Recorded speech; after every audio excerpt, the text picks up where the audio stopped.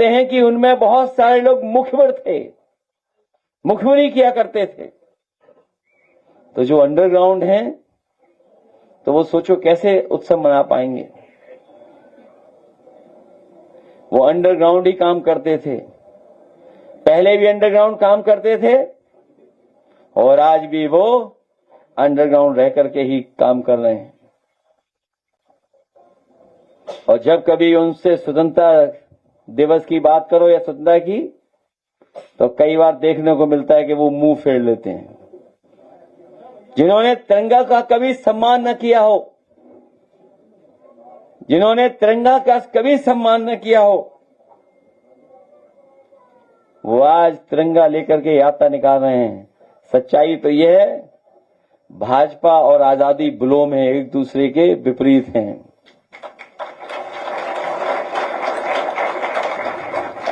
इनका राष्ट्रवाद एकरंगी है, लेकिन हमारा आपका बहुरंगी है। हम सबको साथ लेकर के चलने वाले लोग हैं, हम लोग समाजवादी हैं। और सच्चाई तो यह है कि तिरंगे से इनको कोई लेना देना नहीं है। ये तो हमारे साथी जानते होंगे कि कई स्थान इनके ऐसे थे जिस पर कभी तिरंगा नहीं लगा, ना आजादी से पहले ना आजादी के बाद। लेकिन इधर सुना है थोड़ा बदलाव किया है उन्होंने, जिस तरीके से आधे को फुल कर लिया इन्होंने, इसी तरह कुछ बदलाव किया है। जो भाजपाई घर घर तिरंगा कार्यक्रम चला रहे हैं, जो अनरजिस्टर्ड लोग हैं, सच्चाई तो ये है इनको मन मन तिरंगा कार्यक्रम चलाना चाहिए।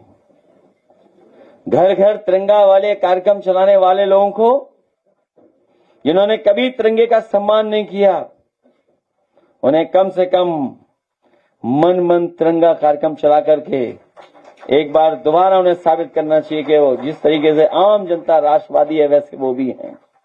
इसलिए इन लोगों से बहुत सावधान रहना पड़ेगा हम लोगों को। और जब आज अखबार देखते हैं तो पहले तो पीने के पानी का ऐड आता था, अब सुनने में आ रहा है कि अपने कमरे की हवा साफ करने वाली भी मशीन का आ गया है।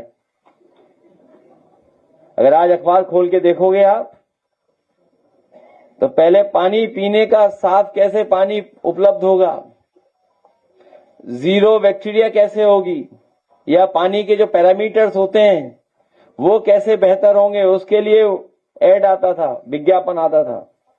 अब तो सोचिए विज्ञापन आ रहा है कि आपको अगर अपने कमरे में हवा साफ चाहिए तो उसके लिए भी मशीन खरीद लो।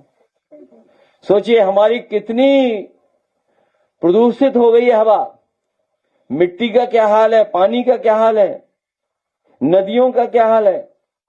ये सरकार कहती थी हम मां गंगा को साफ कर देंगे, मां गंगा में कोई सफाई नहीं हुई, जैसे पैरामीटर्स पहले थे वैसे ही दिखाई दे रहे हैं। और सच्चाई तो यह है कि पहले से ज्यादा पॉल्यूशन बढ़ गया है। और आज जब अखबार देखा है तो सुना है कि गोमती को भी ये साफ करना चाहते हैं, जिस गोमती को हम लोग साफ कर रहे थे। और एक उदाहरण पेश किया था कि शहर के अंदर कैसे नदी साफ बहती है, सुनने में आया कि अब वो नदी साफ करना चाहते हैं। और तब जब कितने दिन बचे हैं बताओ आप, अगर 15 अगस्त आज हम लोग जब स्वतंत्रता दिवस मना रहे हैं तो इस महीने के 15 दिन, अगले महीने के 30 दिन, फिर 30 दिन, फिर 30 दिन, तो कितने बचे दिन। और 2027 में तो अलग तरह का माहौल होगा। तो अब तो बहुत कम दिन बचे हैं हम लोगों के लिए, आपके लिए। और अभी अभी तो हम लोगों ने इन्हें हराया है, लोकसभा में इन्हें हराया हम लोगों ने। और लोकसभा की अगर गिनती करने विधानसभा में, तब भी हम लोगों ने हराया हुआ, इसलिए घबराए हुए लोग हैं ये। और घबराए इतने हुए हैं कि इनकी भाषा देखिए, भाषा कैसी है इनकी भाषा देखिए। और भाषा इसलिए भी बिगड़ी हुई है क्योंकि इनकी भ्रष्टाचार की पोल खोल रही है जनता। कोई कल्पना कर सकता है कि कानपुर और लखनऊ एक्सप्रेसवे बरसात में ही ढह गया हो, पहली बरसात में ही ढह गया। सोचिए आप, अब पत्रकार साथी भी गिनते हैं गड्ढे। कभी इनकी खबर आती है कि 20 गड्ढे हैं, कभी कहते हैं 40 गड्ढे हैं, कभी बताते हैं 80 गड्ढे हैं। और सोचिए पानी किससे सुखाया जा रहा है बारिश में, पंखा चला करके। किसको बेवकूफ बना रहे हैं सोचिए आप। 63 किलोमीटर की सड़क 4000 करोड़ से ज्यादा की। हिसाब किताब लगाओ, बताओ कैसे सड़क में क्या क्या किया हुआ इन्होंने। ये तो है 63 किलोमीटर की सड़क, लेकिन गोरखपुर लिंक भी है, वो 7000 करोड़ की बनी है, 90 किलोमीटर। सोचो उसका क्या हाल हुआ होगा, उसमें कितनी सफाई हुई होगी, कितनी जेब भरी हो गई होगी।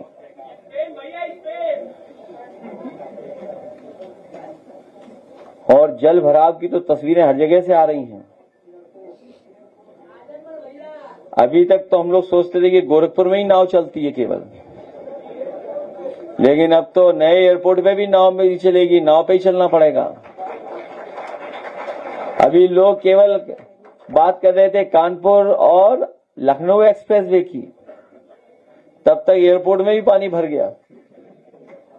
गोरखपुर में तो हर बरसात में ही भरा जाता है, और ये पानी इसलिए भरा जा रहा है क्योंकि ये इंजीनियर से डिजाइन नहीं करवा रहे हैं। जब कभी भी इंजीनियर डिजाइन करते हैं एयरपोर्ट, तो सुनने में आ रहा है कि मुख्यमंत्री जी उनसे नक्शा छीन लेते हैं और खुद डिजाइन करने लगते हैं। और उसका परिणाम क्या है, देखो एयरपोर्ट में पानी भर गया।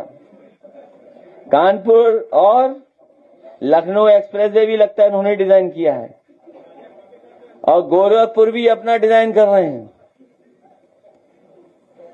तो सोचिए क्या हाल है। अभी अखबार पढ़ा तो उसमें लिखा कि कोई पायलट कुछ क्या लिया था, वनस्पति का सेवन कर लिया था। कुछ तो समानता है हवाई जहाज उड़ाने में और उत्तर प्रदेश चलाने में,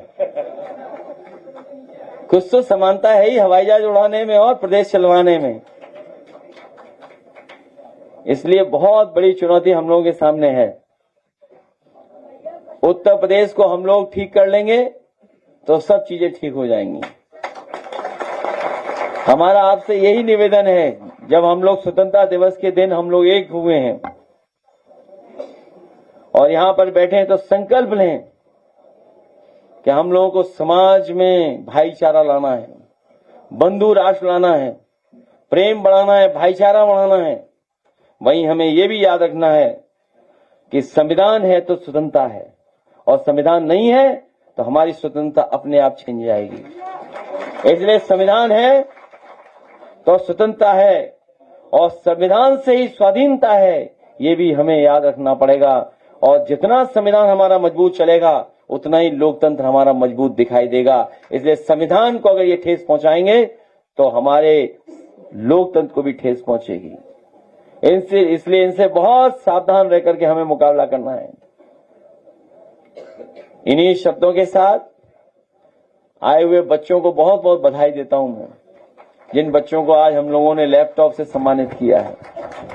10th और 12th के बच्चे, ये नई पीढ़ी के बच्चे हैं, नई तरह की सोच के बच्चे हैं, और जो काम बहुत लोग नहीं कर पाए वो नई पीढ़ी के लोगों ने करके दिखा दिया। दिल्ली में जो सरकार झुकती नहीं थी उसे भी नौजवानों ने झुका दिया, और मुझे खुशी है कि बड़ी संख्या में उत्तर प्रदेश के नौजवान गए थे और समाजवादी पार्टी के कई नौजवान वहां जाकर के उस आंदोलन में शामिल हुए थे। कल ही मैं नहीं मिल पाया, हो सकता वो आज आया हो नाव का नौजवान। अरे रुक जाइए, वो तुम नहीं, दूसरा।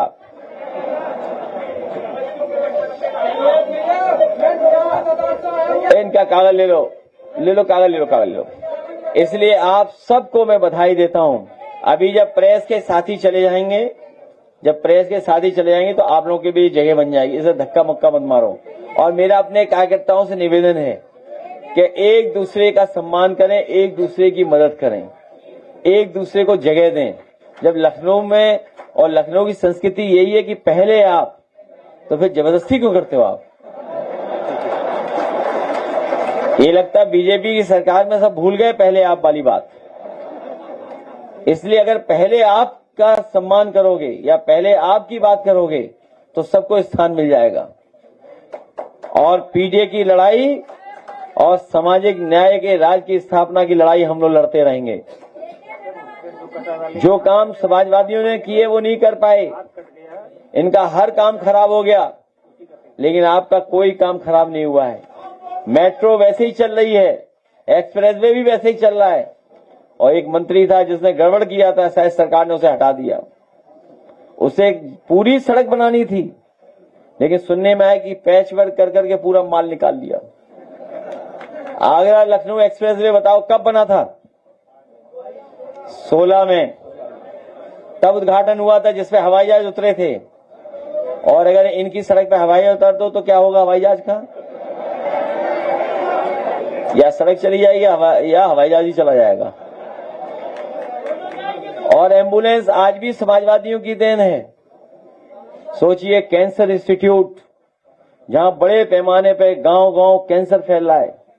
जब मैंने पानी की बात की, वो इसलिए पानी की बात की, हवा की इसलिए बात की, या खेती की जमीन मिट्टी की इसलिए बात की, नदियों की इसलिए बात की, क्योंकि एक स्टडी कहती है कि पॉल्यूशन की वजह से भी कैंसर हो रहा है। हमारा पानी शुद्ध नहीं है, खाने का सामान या खाने की चीजें शुद्ध नहीं है, इसलिए भी कई बार हमें कैंसर का सामना करना पड़ रहा है। और जिस तरह से कैंसर के आंकड़े आ रहे हैं, बड़ी संख्या में आबादी में कैंसर फैल रहा है। समाजवादी सरकार में कैंसर इंस्टीट्यूट बना था, रिसर्च इंस्टीट्यूट बनी थी। सुनने में आया कि उसमें 24 ओटी थे, ऑपरेशन थिएटर रूम 24 थे। इस सरकार ने 24 में एक भी नहीं चला पाए, 24 के 24 बंद पड़े हुए हैं।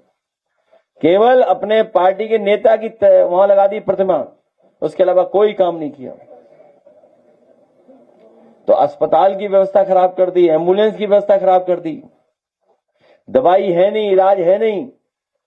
और आए दिन खबर मिलती है कि अस्पतालों का क्या हाल है। इसलिए स्वास्थ्य बेकार हो गया, शिक्षा बेकार हो गई। और इनके जितने पॉलिटेक्निक, आईटीआई और ये संस्थान थे, उसमें कोई एडमिशन नहीं ले रहा। लाखों लाख बच्चे पढ़नाई वाले कम हो गए। और ये तैयारी कर रहे हैं कि शहरों के अंदर जो जमीन कीमती है उसको बेच दें। अगली बार ये सरकार आई तो देखना आप, ये सब कीमती जमीन जो शहरों के अंदर है, पूरी की पूरी भारतीय जनता पार्टी बेच देगी। क्योंकि इनका लक्ष्य है कि प्राइवेट हाथों में चला जाए सब कुछ। आज बताओ, प्राइवेट हाथों में चली गई शिक्षा की नहीं चली गई। और प्राइवेट हाथ में इतने बड़े पैमाने पे चली गई है कि आज कोई फीस नहीं दे पा रहा है। और फीस का जो इन्होंने कहा था कि हम संतुलन बनाएंगे, बताओ प्राइवेट स्कूलों की फीस कितनी है? या जो प्राइवेट स्कूल में पढ़ाना चाहते हो, कितनी फीस देना पड़ रहा है? केवल प्राइमरी, हायर सेकेंडरी या इंटरमीडिएट नहीं, बल्कि अगर इंजीनियरिंग और मेडिकल कराना चाहोगे तो सोचिए कैसी है पढ़ाई, कितनी महंगी है। मेडिकल की पढ़ाई कितनी महंगी हो गई, सोचिए आप। और फिर जो व्यवस्था इन्हें बनानी चाहिए थी, नौकरी नहीं है, रोजगार ही नहीं है। जब दुनिया एआई पे काम कर रही थी तब ये सो रहे थे, सोचिए आप।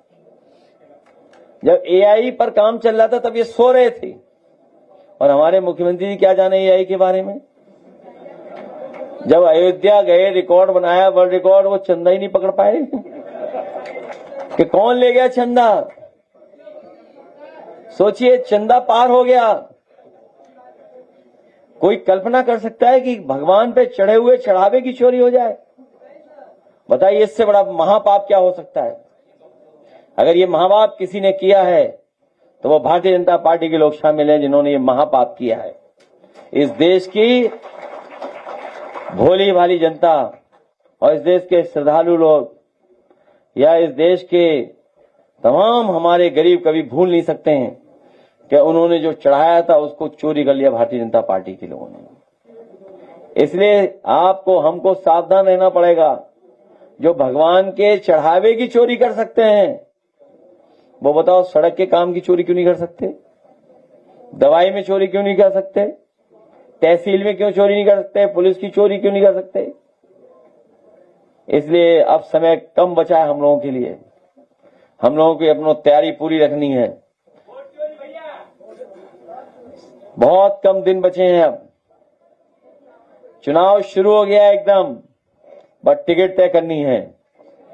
चुनाव कुछ नहीं बचा, लेकिन अपने साथियों हमें हर स्टेटमेंट से बचना है। कोई भी ऐसा स्टेटमेंट नहीं आए जिससे बीजेपी कुछ लाभ उठा ले। इसलिए आने वाले समय में हम लोग तय करेंगे, एक पर्चा छपवा देंगे सबके लिए, छोटे से लेके बड़े नेता के लिए, कि भाई इसी को बोलना, इसके अलावा हमको बोलना कि भाई किसान की खाद, किसान की डीएपी, नैनो से कोई लाभ नहीं, एम्बुलेंस चल नहीं रही, डायल 100 बेकार कर दी, एक्सप्रेस वे बेकार कर दिए, आरक्षण लूट लिया। हमने तो किताबें छपवाई थी, सोचिए आप, बताओ नौकरी की किताबें छपी कि नहीं छपी हम लोगों ने, और हर विभाग में कैसी लूट हुई वो भी छापा। इसलिए अपने नेता, छोटे बड़े कार्यकर्ताओं से भी एक किताब दे देंगे, एक पन्ना दे देंगे, इसी को पढ़ो, इससे ज्यादा इधर उधर मत देखो, क्योंकि ये पत्रकार साथी भी आपके नहीं है। कभी कभी याद रखना, जब बुरा वक्त आएगा एक भी पत्रकार साथी आपके साथ खड़ा दिखाई नहीं देगा, याद रखना। जब कभी बुरा वक्त आएगा एक भी आपके साथ खड़ा दिखाई नहीं देगा, क्योंकि बहुत सारे लोग दबाव या किसी कारण साथ छोड़ देते हैं, लेकिन हवा चली और बदलाव की हवा चली तो सब आपके साथ दिखाई देंगे। इसलिए 100 दिन बचे हैं बस। अभी जब प्रेस के रुक जाइए, अभी जब प्रेस के साथी चले जाएंगे, रुक जाइए, प्रेस के साथी जब चले जाएंगे तब बहुत से साथियों को जगह मिल जाएगी और आप लोग सीढ़ियों पे बैठ जाना। अभी बस प्रेस के साथी 2-4 सवाल पूछेंगे, उसका चले जाएंगे, क्योंकि स्वतंत्रता दिवस का दिन है, आज सवाल जवाब कम हो तो ही अच्छा है। तो जब प्रेस के साथी चले जाएंगे तब बहुत सी जगह बन जाएगी। और गाजीपुर के भी हमारे किसान भाई आए हैं जिन्होंने एक बहुत शानदार कार्यक्रम किया था, वो भी हम उनसे भी मिल लेंगे, उसके बाद बहुत जगह बन जाएगी। ये भी सीटें खाली हैं, देखिए अभी आप दो ज्यादा सवाल मत पूछना। अरे रुक जाओ भाई, रुक जाओ, थोड़ा ध्यान दो, थोड़ा आप अभी रुक जाओ भाई, ऐसा मत करो, ऐसा मत करो। देखिए व्यवहार अच्छा रखोगे तो अच्छा लगेगा, व्यवहार अच्छा रखिए। रुक जाइए, अभी रुक जाओ।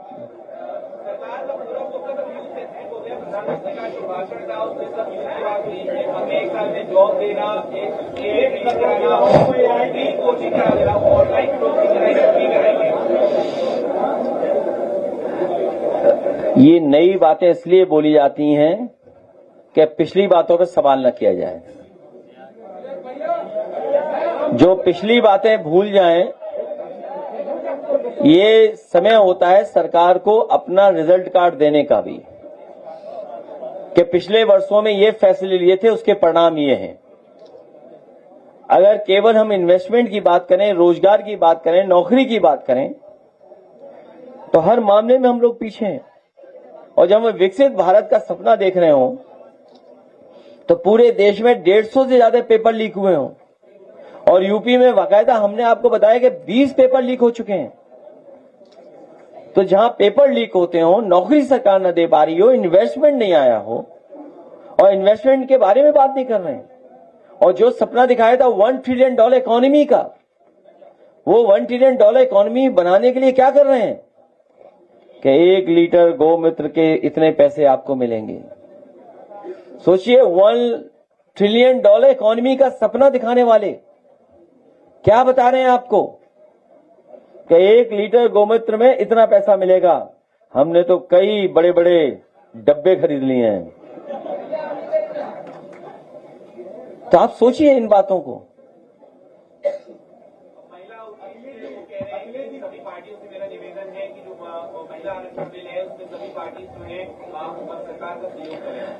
हालांकि मुझे अनपार्लियामेंट्री वर्ड नहीं इस्तेमाल करना चाहिए, लेकिन प्रेस के सामने तो करने में कोई दिक्कत नहीं है। लाल किले से झूठ नहीं बोलना चाहिए।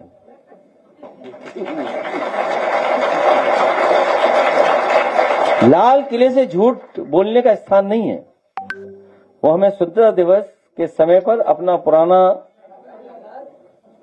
जो हमारा काम रहा है उसका पूरा आंकड़ा देना और भविष्य में क्या करेंगे उसका रोड मैप तय करना। कौन नहीं जानता है कि महिला विधेयक पास हो चुका है? हर व्यक्ति जानता है, हर पॉलिटिकल पार्टी जानती है। और हम तो कहते हैं कि अगर आपको महिला विधेयक लागू ही करना है, जो कानून बन गया है वो 2027 के चुनाव में लागू कर दो, हम लोग तैयार हैं। कम से कम बहुत सारी महिलाएं जो खाली बैठी हैं उन्हें चुनाव लड़ने का मौका मिल जाएगा। आप खुद बताइए, जिस पत्रकार साथी ने मुझे सवाल पूछा, ये क्या महिला विधेयक पास नहीं हो गया, क्या कानून नहीं बन गया? तो कोई अड़चन नहीं है। जितनी इनको डिलिमिटेशन की चिंता करनी चाहिए, लोकसभा की सीमाओं की, लोकसभा की सीमांकन कैसा होगा, इन्हें उससे ज्यादा चिंता करनी चाहिए भारत देश की सीमा सुरक्षित है कि नहीं है, कहीं भारत की सीमा सिकुड़ तो नहीं गई है। आप लोकसभा क्या सीमाएं बदलना चाहते हैं, लेकिन भारत की सीमाओं को सुरक्षित नहीं रखना चाहते हैं, ये सबसे बड़ा सवाल है। तो जब आपको खुद पता है कि महिला आरक्षण पास हो जाएगा, तो कुछ सवाल पूछते हैं हमसे, बीजेपी वालों से पूछे सवाल कि कब लागू करोगे आप?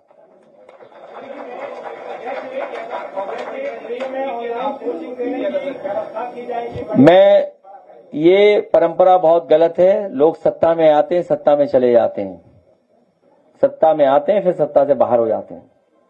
इस तरह का व्यवहार किसी भी चुने हुए व्यक्ति के साथ नहीं होना चाहिए।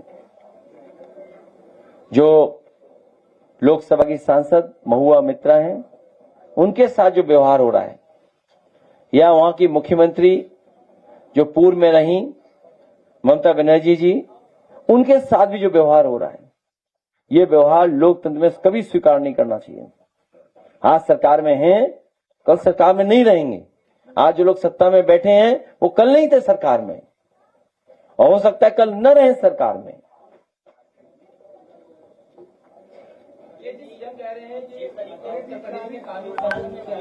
शिवपाल जी ने आपको मुख्यमंत्री और आजम खान जी को गृह मंत्री बनाने वाली बात पर योगी जी ने कहा है कि जो लोग विभाजन के लिए जिम्मेदार थे उनके नाम पर यूनिवर्सिटी बनाने वालों की पैरोकारी करती है समाजवादी पार्टी। मैं एक बात बताऊं आपको, मुख्यमंत्री जी की कोई बात मत मानो।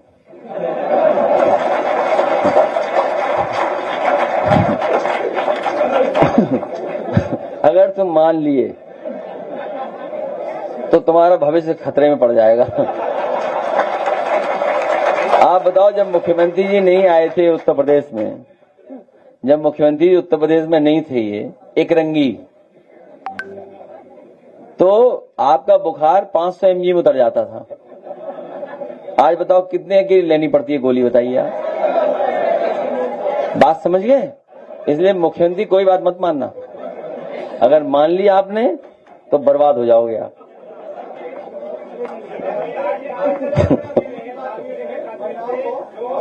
अच्छा ये बताइए, कौन दे रहा है? कब देगी? कब देगी? कब? हमारी सब महिलाएं इंतजार कर रही, कब देंगी? आप भी गलत मत फंसो, नहीं दे रहे हैं, केवल बोल रहे हैं। और अगर देना होता तो 9 साल में क्या दिया बताओ? 1,500 रुपए नहीं दे पाए वो लोग। और आप निकालिए विधानसभा में इसी सरकार ने कहा कि हम 1,500 रुपए देंगे गरीब माताएं बहनों को, बुजुर्गों को। बताओ, जो 1,500 रुपए नहीं दे पाए वो 40,000 रुपए देंगे, 50,000 रुपए देंगे, और वो भी किस्त में देना चाहते हैं कि पहले आधा दे दो फिर बाद में देंगे जब सरकार बन जाएगी। इनकी बात पे कौन भरोसा करेगा? और फिर महापाप का पैसा। और अभी गाना दिखाएंगे आपको, आखिरी गाना, अभी गाना दिखाएंगे।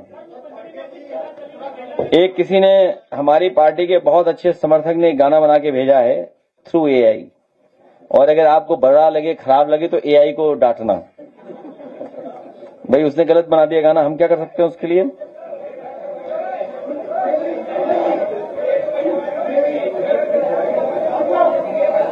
क्या बता रहे, पूछो।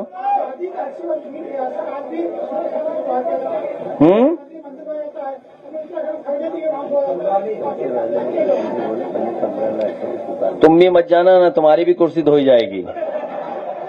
अगर तुम चले गए मुख्यमंत्री जी की प्रेस में तो शर्त लगा कह सकता हूं कि तुम्हारी भी कुर्सी धुलवा देंगे। हमारा घर तो धुल ही चुका है। हम मंदिर गए, वहां भी धो दिया उन्होंने। मूर्ति के बगल से मिले तो मूर्ति धो दी। तो इनके अंदर नफरत है। ये रूढ़िवादी लोग हैं, ये बहुत खराब लोग हैं, ये वर्चस्ववादी लोग हैं, ये कभी स्वतंत्रता पसंद नहीं करते, ये संविधान के तहत नहीं चलने वाले लोग हैं। किसी को बराबर की तरह नहीं देंगे, बराबरी नहीं चाहते ये लोग।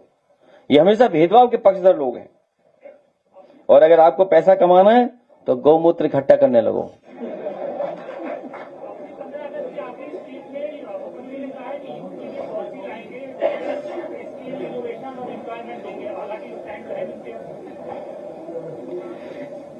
मैं बधाई देता हूं कि तुमने आखिरी स्पीच बोला है।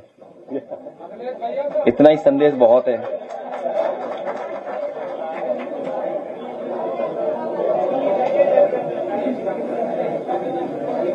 जल्दी पूछिए फिर जाएं हम भी।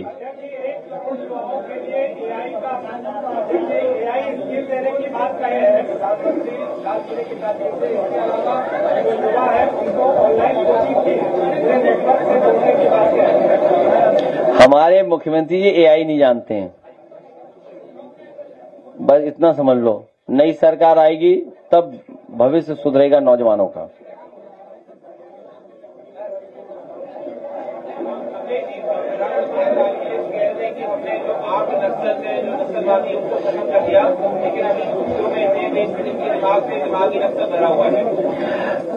भारत सरकार ये बता दे कि 2014 से पहले क्षेत्रफल क्या था भारत का और आज क्षेत्रफल कितना है।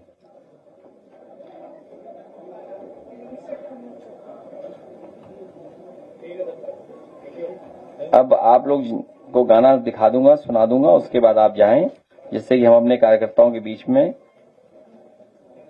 अपना कार्यक्रम आगे बढ़ा सकें।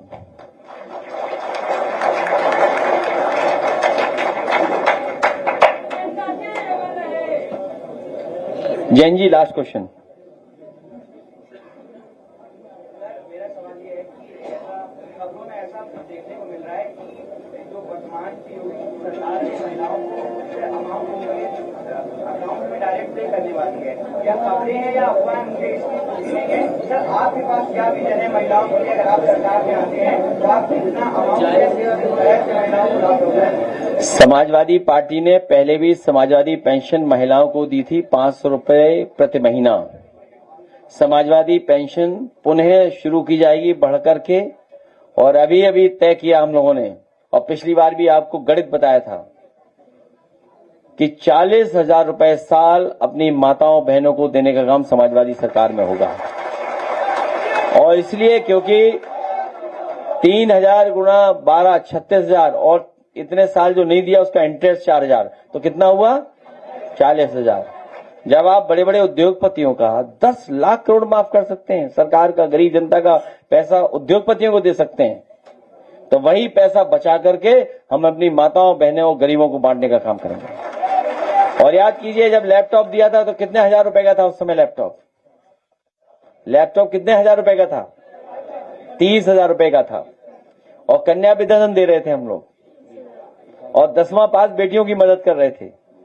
तो पहले भी दे रहे थे हम लोग, और आने वाले समय में भी हम लोग देने का काम करेंगे, जिससे आधी आबादी का हम लोग सम्मान बढ़ा सकें, उनका स्थान दे सकें और उनको आगे बढ़ाने में सहयोग कर सकें। 2032 के बाद